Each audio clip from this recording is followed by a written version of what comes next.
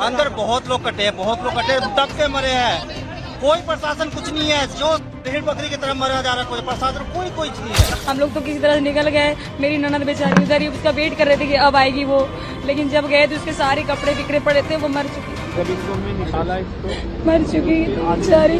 मेरी बेटी थी, छोटी बेटी फंस गई थी, तो उनको निकाला मैंने, जिसमें मेरी जो बहन थी वो आधे घंटे बाद मिली हमें। तो जबकि वो आधे घंटे बाद मिली तब तक वो मर चुकी थी। मेरे सामने जो मृत्यु हुआ है वो 11 आदमी हमने अपनी नजर से देखा है।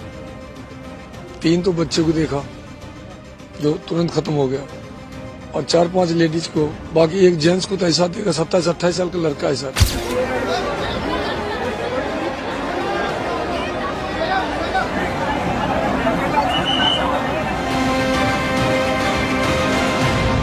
जब हम लोग जा रहे थे प्रयागराज के लिए तो हम लोग प्लेटफॉर्म पे उतरे नहीं थे।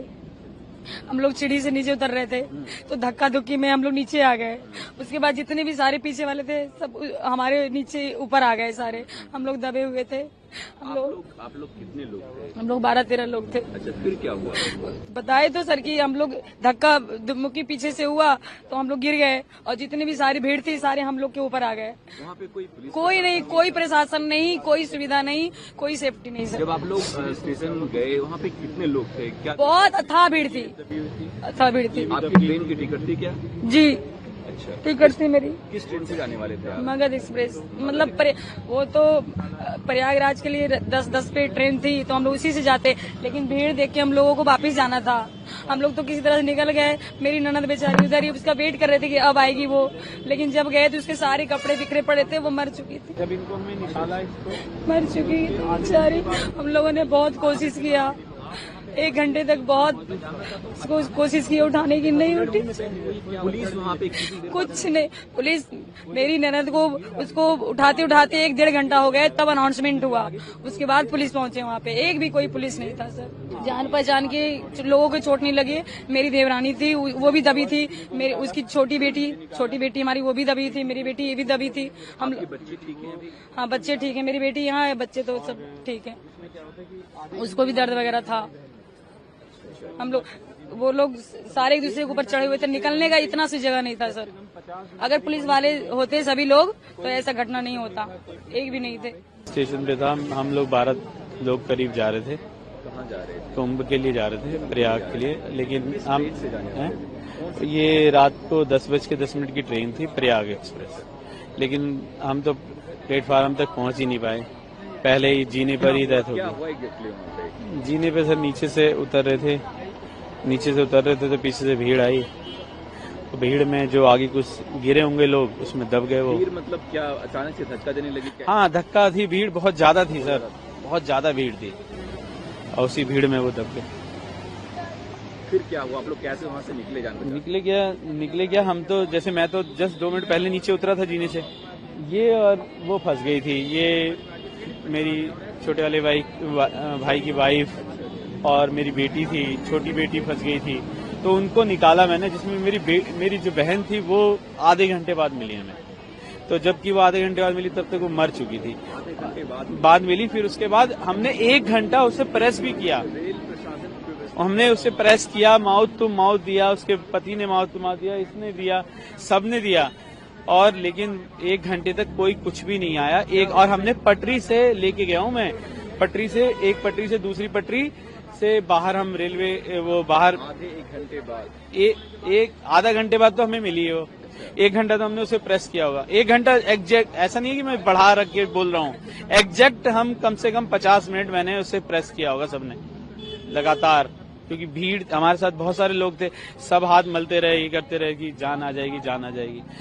नहीं थी उसमें, वो मर चुकी थी ऑलरेडी सर। वहाँ पे पुलिस प्रशासन की व्यवस्था क्या? नहीं, कोई प्रशासन, कोई पुलिस नहीं थी, कोई कुछ नहीं था वहाँ पे। अब आप लोग क्या करेंगे? आगे क्या मांग है गवर्नमेंट से? गवर्नमेंट से मांग है, जो हमारे साथ घट गया अब किसी और के साथ ना घटे, अब ये करेंगे ना।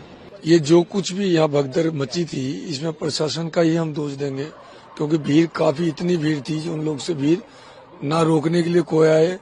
जब इतना होने के बावजूद भी हमने BSF वाले को बहुत ज्यादा रिक्वेस्ट किया, सर ऐसी बात है, मर जाएगी, कोई हमको हेल्प चाहिए, हेल्प दीजिए लेकर के। उन लोगों ने नहीं। फिर 100 नंबर पे हमने बात किया, 100 नंबर पर किया तो ये 1 घंटे, 8 पौन घंटे होगा लेट। उस टाइम हमारी सिस्टर ठीक थी, श्वास चल रहा था। जब तक वो बेचारे आए, बहुत मेहनत किए जो दिल्ली पुलिस वाले हैं, वो लेकर आए, लेकिन खत्म हो गया। और ये सर घटना होगा 8:30 और 9 के बीच में, 9 से पहले 10-5 मिनट पहले की घटना है। अच्छा, कितने लोग सर हम तो 14 आदमी थे, लेकिन मेरे सामने जो मृत्यु हुआ है वो 11 आदमी हमने अपनी नजर से देखा है।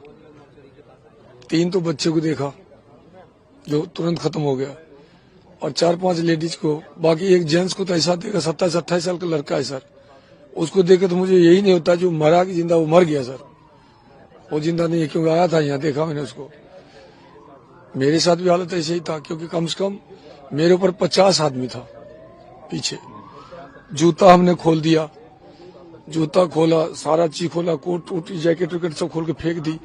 तब जाकर किसी तरह करके कोशिश करके, भांजी थी साथ में आगे, वो रो रही थी, मर रही थी, बचाओ बचाओ बचाओ कर रही थी। तो उसी अवधि में जाकर के हमने फिर पूरी ताकत लेकर के जोर किया। जोर करने के बाद जाकर के भांजी को पांव उठा करके उसे फेंका जोर से, वो बच गई। उससे बचते मेरी पत्नी बच गई, वो उसके पीछे थी, उसके पीछे मैं था। तो मुझे भी शायद ईश्वर ने कोई कर्म ही अच्छा था कि मैं भी बच गया। हम लोग प्रयागराज महाकुंभ जा रहे थे।